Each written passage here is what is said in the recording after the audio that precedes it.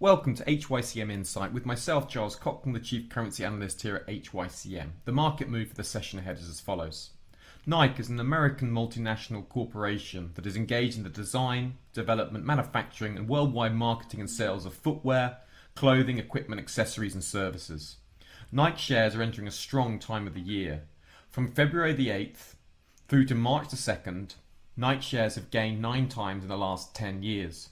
Although Nike shares lost value during the initial fall in shares values last year as COVID-19 took a grip of the markets, the demand for sportswear was high during lockdown.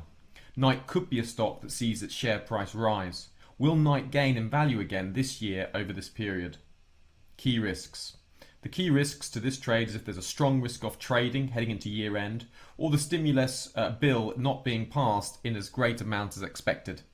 Another key risk is if GameStop fears spill over into risk markets and risk stays elevated, which will be a pressure on US stocks generally.